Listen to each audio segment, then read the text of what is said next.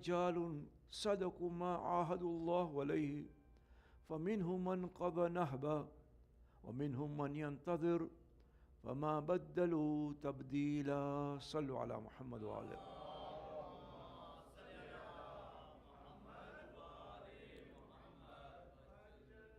السلام عليكم ورحمة الله. The verse that I have been reciting in front of you at the beginning of lecture, as I explained, is from Surah Al-Ahzab, Surah number 33.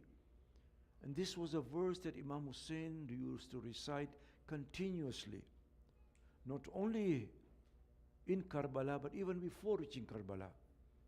Whenever he would hear that somebody had been killed in his army, مِنَ الْمُؤْمِنِينَ رِجَالٌ صَدَقُوا مَا عَاهَدُوا اللَّهُ عَلَيْهِ.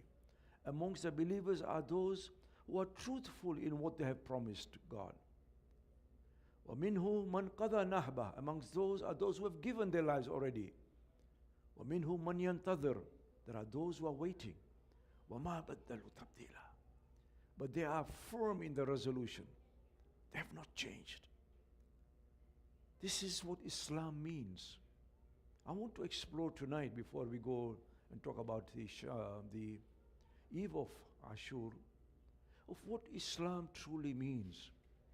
There are 4 stages. The first is what we may call Islam, and I often have heard it being translated as surrender to God. Islam is not surrender. You only surrender when you are defeated, when you have no choice, when you have to do something because you are compelled to, you are forced to. But that's not Islam. Islam is the complete willing submission to the will of Allah subhanahu wa ta'ala. In other words, you willingly submit and give yourself to Allah. Nobody is forcing you. Correct? This is what Islam is. When you willingly give yourself to the will of Allah, but that's only the first step. Qalatul Arabu amanna. The Arabs say that we have believed. The Quran corrects them. Bal qulu aslamna. Say you have not believed, you've only done Islam. In other words, Islam is the first level. The second level is that of Iman. Iman goes a further step because it establishes a personal and deep connection with Allah subhanahu wa ta'ala. Whereas Islam is something that we all share. You are a Muslim, I'm a Muslim. We all believe in one God. But there is a further step, which is Iman. Interestingly, in Arabic, and this must sound strange. In English we say, I have faith in God. I have faith in God. I have faith in Allah. I have faith in... In Arabic, you never say, I have faith in God. You say, I do faith in God. It's very awkward because we're used to saying the word, I have faith. Because having something and doing something are 2 very different things. You may have something, but when you actually engage in it, actively, dynamically, then you're not having it, you are doing it. And therefore in Arabic, you never say, li iman billahi, or indi iman, that I have faith. You say, amantu billahi, u'minu billahi, which literally translates is, I am doing faith with Allah. I am connecting myself. So therefore, whereas we can study Islam, the religion, you can never study somebody's faith.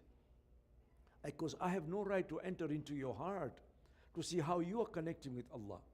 You cannot enter my heart. We all have different imans. We don't have different Islam. Islam is the same. But how we engage with Allah is going to be different. The third level after Islam and Iman is Ihsan, which is what I want to focus on today. To do beautiful deeds. I will come to that in a minute. But the fourth level after Ihsan is Ikhlas. Ikhlas is a stage whereby you are completely sincere. We've heard of the term, Ye bahut mukhlis hai. What does Ikhlas mean? Ikhlas means pure, from the word khalusa. What purity means is that what is inside a person is exactly what is outside a person. There is no difference between the two. In other words, you should exteriorize what is inside you to show what is outside you. You should never have pretenses. You do not deceive. Therefore, Maulana Jalaluddin Rumi, one of the great poets, he used to love Ali ibn Abi Talib. And he said in his beautiful couplet, he says, As Ali amukh ikhlas amal. From Ali, learn how to be sincere in your action. From Ali, learn how to be sincere. Sher hakra munazza as daghal. Because the lion of God, Imam Ali is known as the lion of God. The lion of God is free from deception. He does not deceive anybody. What is inside him is exactly what is outside him. Sallu ala Muhammad wa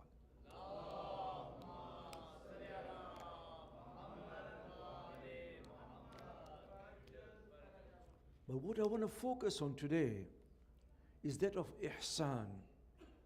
We never hear or even think of Allah as beautiful, do we? But there's a very beautiful hadith. It's reported from the Prophet. Some say it's hadith Qudsi, whatever it may be. The hadith says, Allahu jamilun wa yuhibbul jamal. God is beautiful. Allah is beautiful and He loves beauty. It is unfortunate we never think of Allah as beautiful. In my younger days, and I'm still young, but I was a bit younger at that time, in Tanzania, in Swahili, our language, we used to say Mungu ana rungu. Mungu means God. Rungu literally means danda. You know danda? Kotak? That means God is waiting that will smack you. We thought of Allah, na'udhu billah, as some kind of dictator. The moment you do wrong, uko, adhab, punish you, smack you. But that's not the Allah that is presented in the Quran. In the olden culture, we got people to do things by threatening them. It doesn't work with your kids anymore. Huh? You threaten them and say, bring it on. But you show them, tell them that Allah loves you, you do it because of love, then they might be persuaded. So Allah jamilun, wa yuhibbul jamal. God is beautiful and He loves beauty.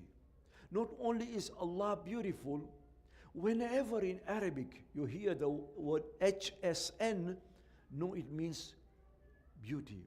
So the words Hassan, Hussein, Muhsin, Ihsan, all these mean beauty, acts of beauty. What do we call the names of Allah subhanahu wa ta'ala? What do we call them? Asma'ul Husna. You see what the word HSN appears again? Husna. It means the most beautiful names of Allah. Allah not only is beautiful, but He has the most beautiful names. You see how beauty pervades Islam? And therefore the Quran itself says, Allah says in the Quran, وَلِلَّهِ الْأَسْمَاءُ الْحُسْنَى فَادْعُوهُ بِهَا. All the beautiful names belong to Allah. Therefore you reach out to Allah through His beautiful names. He is the most beautiful one. The only way and the best way to reach the most beautiful one is through His beautiful names. And therefore we say, Ya Kareem, Ya Rahim, Ya Ghafoor, and so on, Ya Wahhab. Because these are the most beautiful names of Allah. And the way to reach the most beautiful one is through the most beautiful names of Allah subhanahu wa ta'ala. Sallu ala Muhammad wa ala.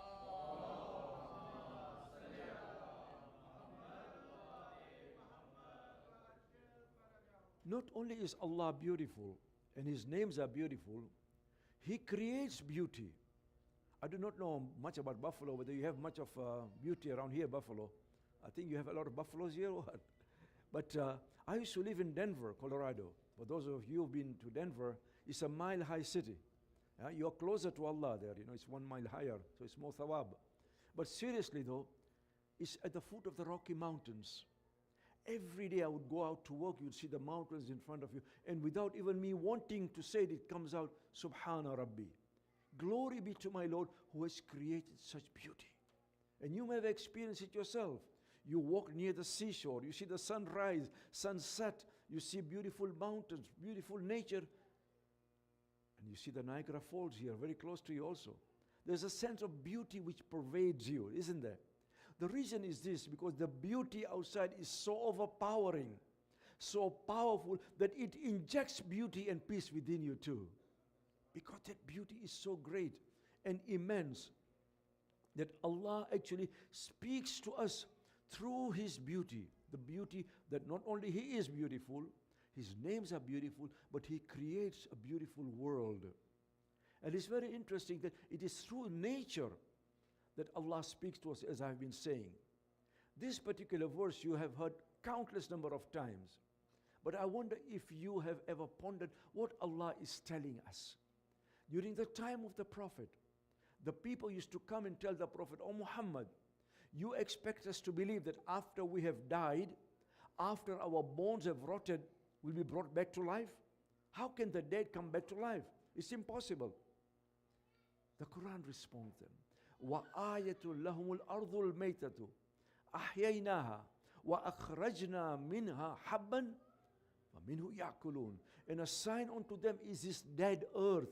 In winter what happens? The earth dies, right? Nothing grows. أَحْيَيْنَاهَا. But come spring, what happens? The same earth which was dead comes back to life. أَحْيَيْنَاهَا وَأَخْرَجْنَا مِنْهَا حَبًّا. And from it we got weeds to sprout. وَمِنْهَا يَأْكُلُونَ. And from each they eat. We eat from this earth.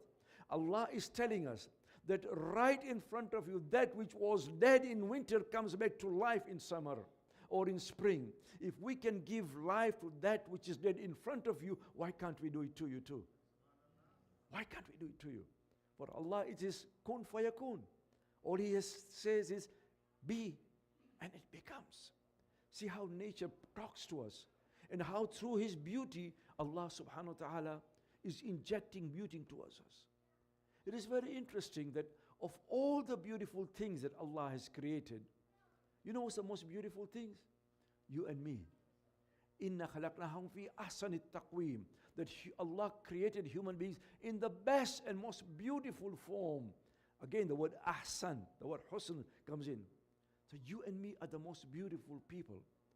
Therefore, the Prophet sallallahu alaihi wasallam says,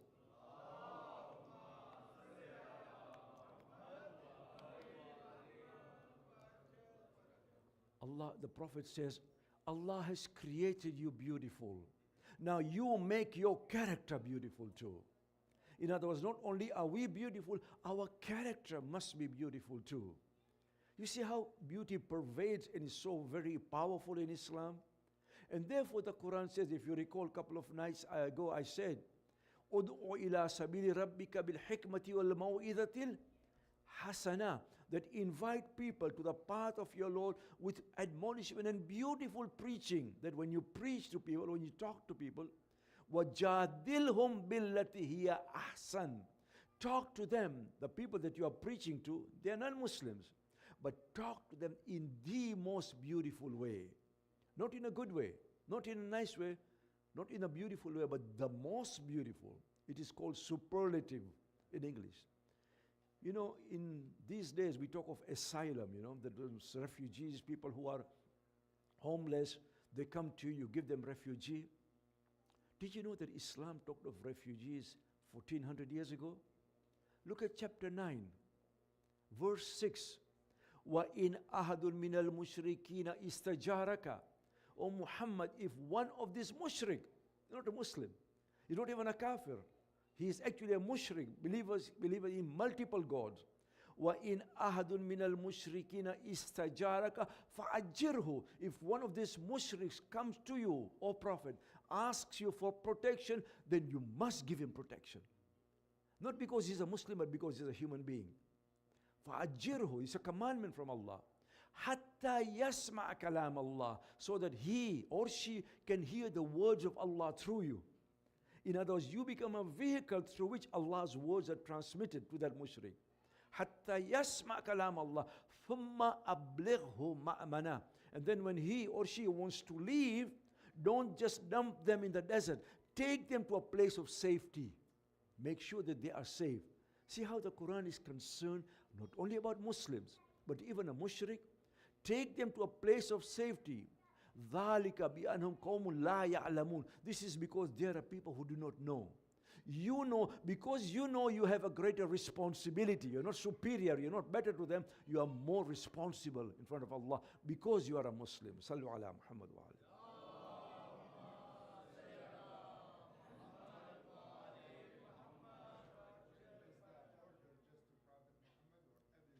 It applies to everybody, of course. That address was to the Prophet. That it was to the Prophet, but it applies to everybody. This verse is general. Thank you for that.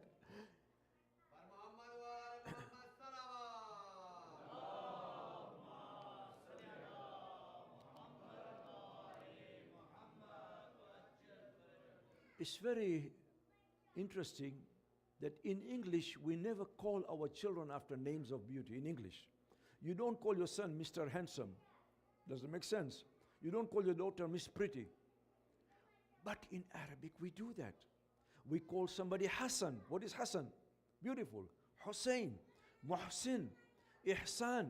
We call somebody Jamil. What is Jamil? Pretty, right? Or beautiful, handsome. Jamila, Ziba. We call them Nur, light. You never call somebody light in English. But we do it in our language. Why? Because names are not adjectives, they are attributes. An adjective is something which describes. An attribute is something which prescribes. In other words, something that you have within you. When you are called Hassan, you are supposed to behave in a beautiful way. When you're called Jamil, you are supposed to behave in a most pretty way. Jamila, Jamil, and so on. In other words, these are attributes that we are supposed to inculcate within us and then show it to others outside us. And therefore, we call somebody Mr. Handsome or Miss Pretty. It doesn't make sense in English, but it certainly is part of us. My sisters and brothers, I would appreciate if we could keep the kids a bit silent on the other side. Sallu ala Muhammad wa ali Muhammad.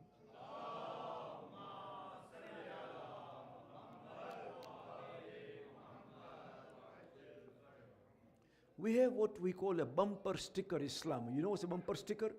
Those bumper stickers at the end of the cars, where you have, I love Jesus, I love, I don't know, whoever. And then we also have Muslims say, I love Allah. You cannot love Allah because Allah is already there in Allah.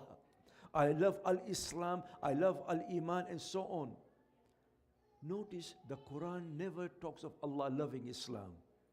You'll never see Allah yuhibbul Islam, Allah yuhibbul Iman. Allah doesn't love titles, He loves actions. And therefore, whenever the Quran says Allahu yuhib, God loves, there is an act after it, not a title. Because it's very easy for me to say, I'm a Muslim, therefore I love Islam. No. My love has to be expressed in action. Allahu yuhibbul muhsineen. Allahu yuhibbul tawabin. Allah loves those who do tawbah. Allah yuhibbul muhsineen. Allah yuhibbul sabirin. And so on. It is actions that Allah loves, not titles. Because, as I said, it's very easy to have a title. The Quran goes even further. Idfa billati hiya ahsan sayyi'a. That you repel evil with that which is beautiful, not just good. Even somebody does evil to you, but you repel them with good so that they can be attracted to Islam. You may ask, and people can ask legitimately, where does this ihsan start from? Where do we start with this ihsan? Again, you'll notice that most of what I'm saying is coming from the Quran, because the Quran is full of beauty. The Quran tells us where ihsan comes from, where it starts from. You know where? And I want the youths especially here to listen to this. وَقَضَى رَبُّكَ أَلَّا تَعْبُدُوا إِلَّا إِيَّا. Allah has decreed that you will worship only Him. وَبِالْوَالِدَيْنِ ihsan. And you will do ihsan to your parents. Ihsan in Urdu में कहते हैं ihsan तेरा होगा. Ihsan Urdu में और अरबी में बहुत फर्क है. There is a big difference between ihsan in Urdu. In my language also we have the word ihsani. It means to do a favor, right? But in Arabic, can you really do a favor to your parents after what they've done to you? Rather, ihsan literally means in Arabic to give back what is due to them. To do good just as the way they did to you good to do when you were young. And therefore, that ihsan, the acts of beauty, start from home with the parents themselves. Don't ever go against your parents. Even if they are wrong, don't ever be rude to them. You can discuss with them, you can argue with them, but never raise your voice in front of them. Sallu ala Muhammad wa alayhi.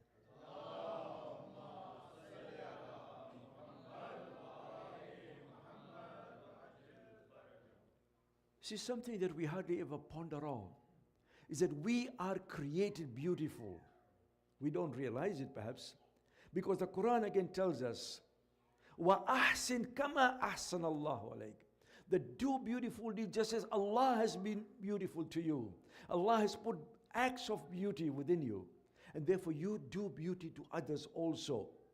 The more we beautify the soul, the more beautiful our character becomes. To beautify ourselves fully means to become human completely. And how do we beautify our soul? Through akhlaq, through character. There's a very beautiful hadith from the Prophet in which the Prophet says, تَخَلَّقُوا بِأَخْلَاقِ اللَّهِ. Adorn yourself, beautify yourself with the akhlaq of Allah subhanahu wa ta'ala. Those attributes that Allah has given you, don't just have love. Develop that love. Don't just have charity. Develop those acts of charity. If you recall, I said a couple of nights ago, there's a difference between knowing good, doing good, becoming good, and generating goodness around you. There are different levels of goodness. So it's not just to become good. It's doing good and actually generating goodness within us. That beauty is so pervasive. I wonder, have you ever pondered? Most mosques have a dome around them, right? Mosques have domes, and if you've been to Uzbekistan, you have different kind of domes depending on where you go. Islamic architecture is full of beauty. Why is there a dome? And then, of course, you have the earth behind, underneath it. A mosque underneath it. Because even the mosque itself is an act of beauty. When you stand under a dome, a beautiful dome, it is as if you're looking to the heavens of Allah subhanahu wa ta'ala. The beauty of the heavens is married with the beauty of the earth itself.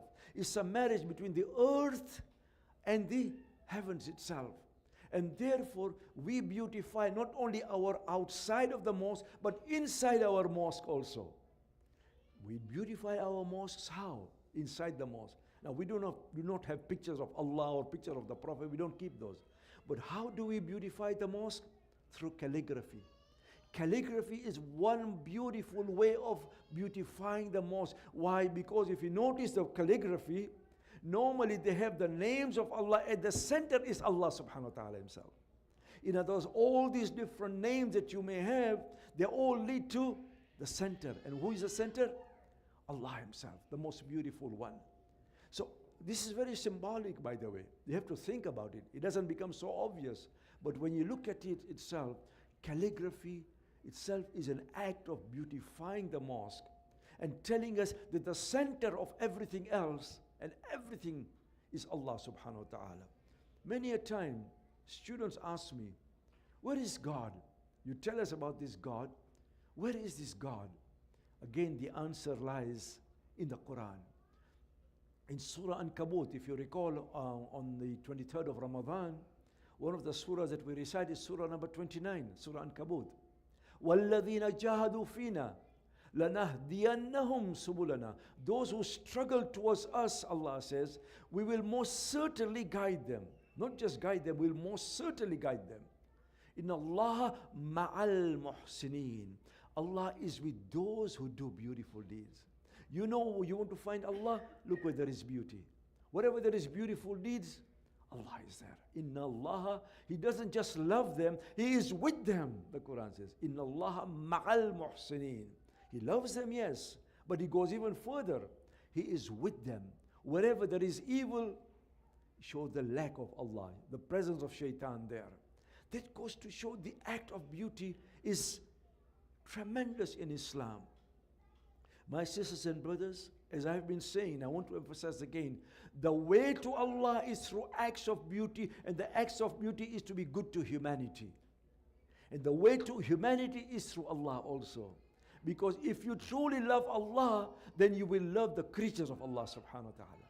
Some of them may be evil, but even if they are evil, then we have to go and correct them. This is our duty. Otherwise, why are we Muslims? We have to show them through our acts of love and mercy to them. There's a very beautiful hadith by Imam Jaffarya as-Sadiq alayhi salam.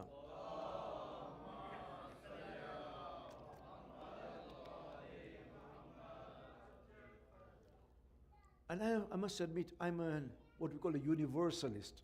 In other words, I do believe in loving humanity, because I believe it is my responsibility as a Muslim to pull others towards acts of beauty, towards Islam. And we all have that duty, not only me. We all are like that. Imam as-Sadiq says, do not judge a believer by how many rak'ahs he prays, or how much he fasts. Rather, judge a believer by how he or she interacts with other human beings, how he behaves with others. In another hadith, the Prophet himself says, Khairun nas anfa'un nas.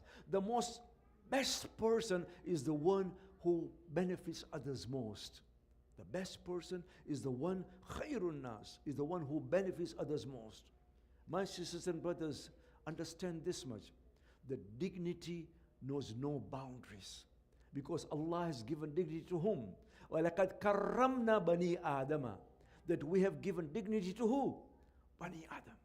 Everybody, all human beings have been given dignity by Allah. If Allah gives dignity, I have no right to touch anybody's dignity.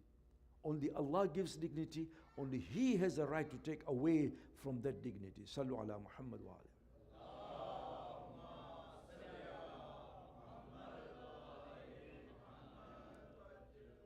As I say, I find it so overpowering. I don't know about you, but all this beauty is coming from the Quran itself. And Allah goes even further in chapter 32. Hamim. Verse 7, He says, Alladhi ahsana kulla shay'in khalqa. He is the one who created everything and beautified it. He created everything and He beautified it. Many a time I find that we recite the Quran only on certain occasions. When somebody dies, Yasin parlenge uske liye, we recite Yasin. But it's more than that. It's what we can learn from that particular act or particular verse. This particular verse, people recite when somebody dies. Again, Surah Al-Mulk, Surah number 67. And again, notice what Allah is saying. Don't just recite it, but ponder over it. I must admit, you should just recite it just like that only. We would normally do it. But one day, something told me, just ponder on this particular word. الَّذِي خَلَقَ الْمَوْتَ وَالْحَيَاةَ لِيَبْلُوَكُمْ أَيَّكُمْ أَحْسَنُ عَمَلًا. He is the one who created death and life to see which one of you is doing the best, most beautiful deeds. He did not say the most deeds. He did not say أَكْثَرُ عَمَلًا. He said أَحْسَنُ عَمَلًا. Do you see the difference? أَكْثَرُ عَمَلًا means the most deeds. Whereas أَحْسَنُ عَمَلًا, which is what the verse says, the most beautiful deeds. It is the quality of the action that matters, not the quantity, my friends. You can do so many deeds, but if you do not do it with the right intention for the sake of Allah subhanahu wa ta'ala, then what's the point? I can do so many good things for the sake of showing off to people how rich and how kind and how charitable I am. But if the niyyah is not for Allah, it doesn't count for anything.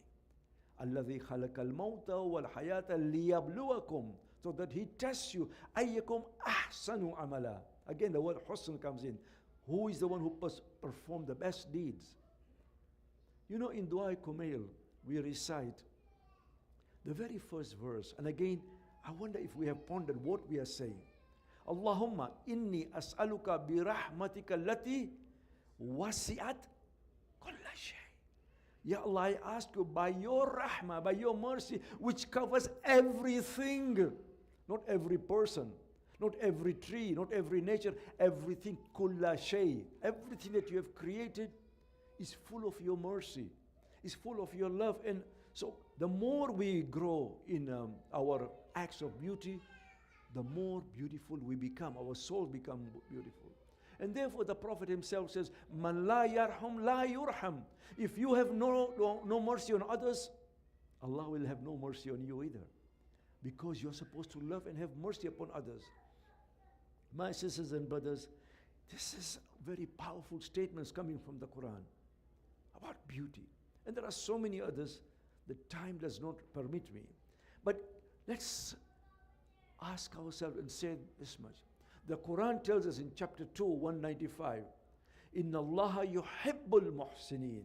Allah loves those who do acts of ihsan, beautiful deed. Another verse that you have heard so many times, again ponder over it. لَقَدْ كَانَ لَكُمْ فِي رَسُولِ اللَّهِ أُسْوَةٌ حَسَنَةٌ. Again the word Hasan comes in. Notice Allah does not say that we have created a model for you. He says we have created a beautiful model for you. Uswatun hasana, not just uswa. He could have said لَقَدْ كَانَ لَكُمْ رَسُولُ اللَّهِ أُسْوَةٌ. But he did not stop there. Uswatun hasana. He is a beautiful model for those who want beauty. If you are seeking beauty, then seek it to the most beautiful model, who is the Prophet himself. You know, the Prophet was so loving and kind. It is reported that one day he was with the Sahaba and he sees a funeral pass. A funeral is passing, the Prophet stands up. The Sahaba said, but that person was a Jew. We seem to think that Jews are not human beings. That person was a Jew. He said, but he was a human being. At least respect his humanity. Regardless of his religion, he or she was a human being. This is what we mean by the dignity, not only of those who are living, but also those who are dead. Because when we perform acts of beauty, we become a mirror for the divine.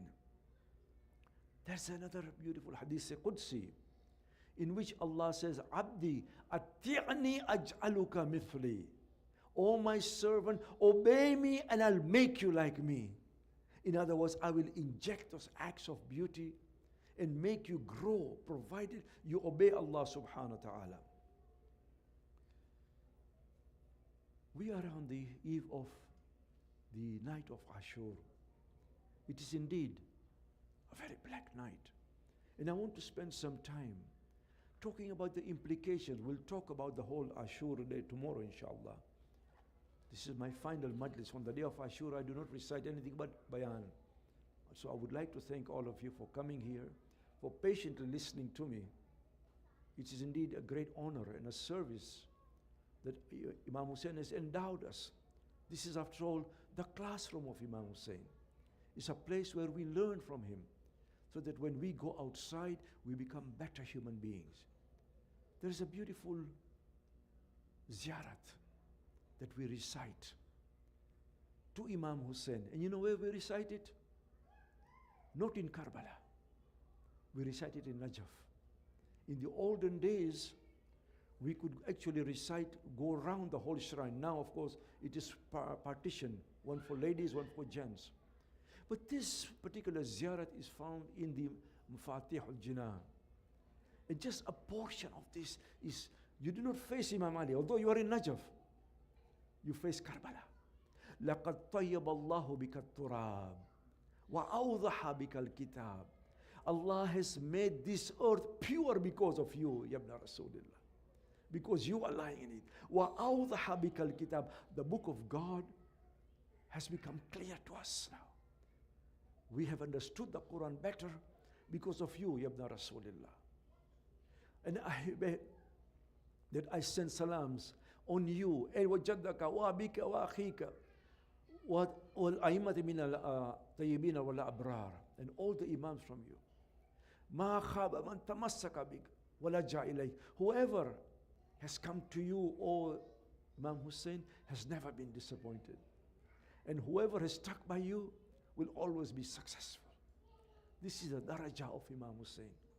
It is amazing that one of the alqab, one of the titles of Imam Hussein is what, you know? We call him Abul Ahrar. Ya Abul Ahrar.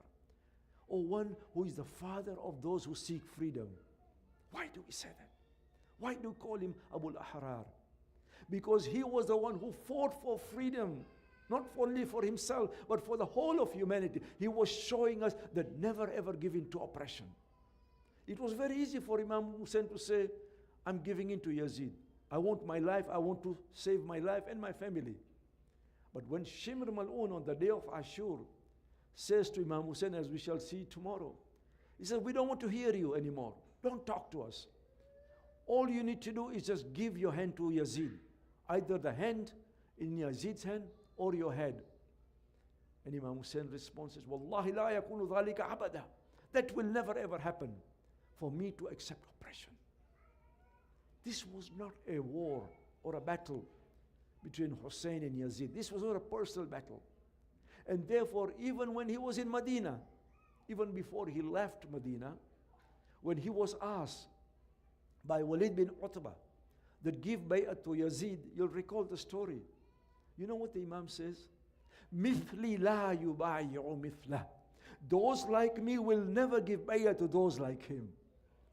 Because this was not a battle between Hussein and Yazid. It's a matter of principle.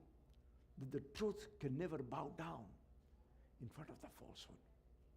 It's the night of Ashur, the night of Muharram. As I was saying yesterday, Imam Hussein asked Abbas to go and tell them to give us it one extra night. لَعَلَّنَا نُصَلِّ لِرَبِّنَا وَنَدْعُوهُ, so that we can pray to our Lord and we can do the dua to Him. فَهُوَ يَعْلَمُ إِنِّي قَدْ كُنْتُ أُحِبُّ الصَّلَاةَ لَهُ. Because my Lord knows I always used to love to pray to Him. Notice Imam doesn't say I always used to pray to Him. I always used to love to pray to Him. You pray with love.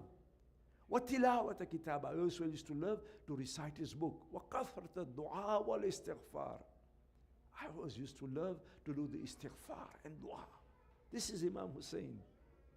Asadara and Hussein, the time comes, Maghrib time. The Imam leads the people in prayer, and then he assembles all his companions. All his companions are in front of him. He says, it's a very beautiful and powerful statement.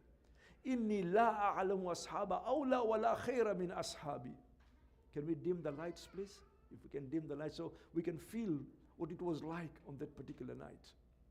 He says, I do not know of any better or more worthier companions than you, O my companions. You are the best companions. Neither my father or my grandfather or my brother had as companions like you. You are the best of companions. But now I'm removing the bay'at from you. You may leave me. These people want only me. So please leave me. And if you are scared to leave me, you can take my family members. But leave me alone now. I'm removing the bay'ah. It would be very easy for the Sahaba to say, okay, it's no sin now. We want to save our lives. But no. Abbas stands up, says, Mawla, we will not leave you. What will we answer the Prophet tomorrow? Muslim bin Hawsaja, who is over 70 years old, he stands up and says, Yabna Rasulillah, leave you? How can we leave you? I will be killed and my body will be put into pieces 1,000 times, but I would not leave you. So what is one death? We will die in front of you. Habib bin Madahir, Zuhair bin Kain, they all stand up. Mawla, we will be cut into pieces. Even if that happens thousands of times, we will not leave you. Under no circumstances will we leave you. That particular night, this is the night of Qiyamah, wallah. It's not just the night of Ashur. Hussein and his companions are in their tents reciting the Quran. There was one particular verse that the Imam would recite this particular night. It is from Surah Al Imran. وَلَا يَحْسَبَنَّ الَّذِينَ كَفَرُوا أَنَّمَا نُمْلِي لَهُمْ خَيْرٌ لِأَنفُسِهِمْ. Those who do kufr should not think that we are giving them more time, that it is good for them. إِنَّمَا نُمْلِي لَهُمْ لِيَزْدَادُوا إِثْمًا. But we are giving them more time so that they can increase in their sins. وَلَهُمْ عَذَابٌ مَهِينٌ. But to them will be a painful chastisement, because we are giving them the time. Instead of using the time for good purposes, they are increasing their sins. Azadar and Hussein. This was Hussein on the eve of Ashur, where people could hear the whispering of the souls, where he was talking to his Lord. We will recite the full Maqtal tomorrow, inshallah. But one by one, the companions go and give their lives in front of him. A time comes when Muslim bin Awsaja, Muslim is over 70 years old, but he is brave. And you know something is remarkable about the day of Ashur and the companions of Hussein. Many of them were old. Why is that important? Because these companions remembered the Prophet and Hussein. They saw that the Prophet came down from the mimbar to carry Hassan and Hussein. They heard the Prophet said, Husseinu minni wa ana min al-Hussein. So they knew exactly where Hussein stood. He was with the Prophet. And therefore, some of these Sahaba, like Habib, like Muslim bin Awsaja, they would spend their nights in Kufa reciting the Quran. These were the half with the Quran. They had the Quran in their heart, not only in their lips. But Muslim bin Awsaja comes to Imam Hussein and he says, give me the chance now to give my life. Muslims goes on the battlefield. He falls down on from his horse. He is on the ground now. Hussein goes to Muslim. He says, "Oh Muslim, I give you the good tidings of heaven." Muslim now is on the verge of death. He opens his eyes. He goes to Imam Hussein, "Ya Ibn Rasulillah, I want to leave a wasiyat." Muslim, what wasiyat? Muslim says, "My wasiyat is not to you. My wasiyat is to Habib ibn Madahir." Call Habib here. Habib goes in front of Muslim. "Oh Muslim, what can I do for you?" You know what Muslim does? He points to Imam Hussein. Says, "Oh Habib, do not leave him alone. Make sure that when Hussein dies, you should die before him." This is how loyal these companions were. Azhar and Hussein. A time comes when Abu Wahab, who had just recently gotten married, he comes to Kufa also hear about Imam Hussein. He goes to the battlefield. He turns to his wife and he says, "Today you will know how brave and how courageous your husband was."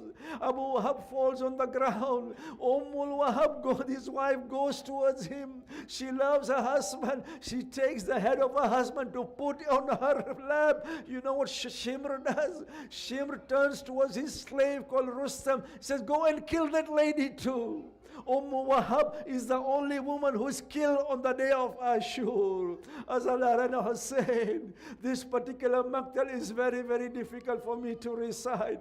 Any person who's got a 6-month-old baby will know what Hussein went through that day. A time comes when everybody is gone now. Hussein is alone. He stands in front of these enemies. Hal min nasirin yansuruna. Is there anybody who can help us now? Anybody who can come to our help? Nobody says anything. He hears the ladies cry. And he says, "Oh ladies, Hussein is still alive." They said, "When you do the istighatha," little Ali Askar started crying as if the little baby was saying, "I'm here for you, oh my father." Hussein goes and picks up his little baby. The baby now is dying of thirst. The mother has no milk. Hussein says, "I'm sure these enemies also have children. When they see this little baby, I'm sure they will give the little baby water." Hussein, it is so hot that Hussein wraps Ali Asghar in a shawl and he brings it. The people think that this is the Quran Hussein has brought. It is not a Quran. It is the speaking Quran on that day.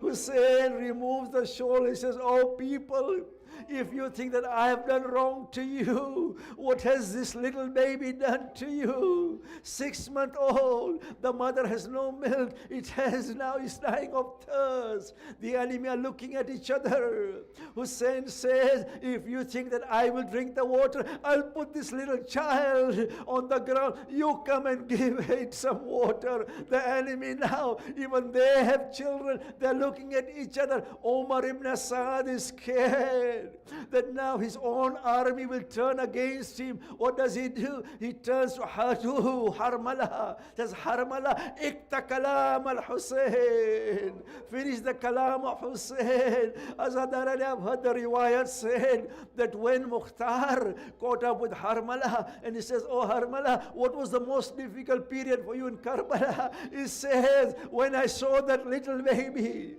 Normally when I fire the arrow, I always hit, but I had to do it 3 times for that little baby." He says, "Why 3 times?" He says, "If only you were there, you saw what I saw. The first arrow when I tried to fire, I saw the Prophet in front of me.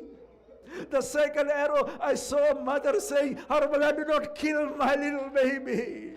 The third arrow went from one side of the throat. It came out on the other. The blood came out." Hussein, he picked up the little baby. He turns towards the sky. "Allahumma ahkum baynana wa baynal qawm da'una faqataluna." Ya Allah, you bear witness against these people. They invited us, now they are killing us. Tomorrow, when we do the amal, the only time when Hussein did the taraddud, when he hesitated, is when he went back and forth 7 times. Inna lillahi wa inna ilayhi raji'un, ridan bi qada'ihi wa tasliman li amri. We will do it also tomorrow to remind us of that time where Hussein says, what will I tell the mother? What will I tell little Sakina? When Hussein brings the body of Ali Asghar, it is covered. Umar Bahab removes the cover, thinking that her little baby has got water. So when she sees the blood at the throat of Asghar, she says, Amithlu hadha yunhar. Will they slaughter a little baby? She did not say, will they kill? Will they even slaughter a little baby? Don't they have any humanity within them? The final scene, may Allah not even show the enemy, the husband, Hussein and Umar Abab, they are burying little Ali Asghar behind the tent. Azadar and Hussein, my final sentence is this: when the Kafilah came back from Damascus, they stopped in Karbala. When they were about to leave Karbala to go back to Medina, it is now Zainab who makes sure that everybody is mounted on the camel. She's looking around. There's one camel which is empty. She sees a little tent. She goes towards the tent. It is Umar Abab. Umar Abab, oh Bibi, we're now leaving for Medina. Go with us. Come with us. She says, oh Bibi, I cannot go because my little Ali Asghar is here. Matame Hussein.